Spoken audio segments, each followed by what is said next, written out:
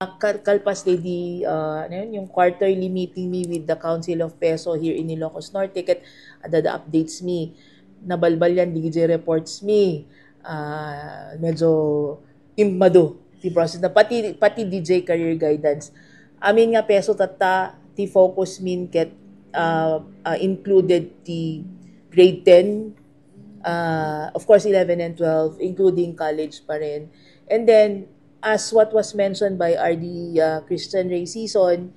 in palagip na or imbaga na kada kami di meeting di courtesy call rather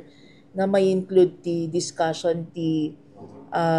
anti-illegal recruitment and trafficking in persons ijay career guidance and apo kasi addadan sa ngamin biktima nga dito naggraduate ti senior or junior high school nga amo di handamet amo nga DJ gam nagap-applyan daket when kasi ma'am iso nga pa i-include da pa DJ career guidance talk so i-revise tayo manen DJ module tayo iti career guidance ngam agsurat akton ti kani Dr. Joanne Corpus tapnon makapag-schedule tayo na po kasi apo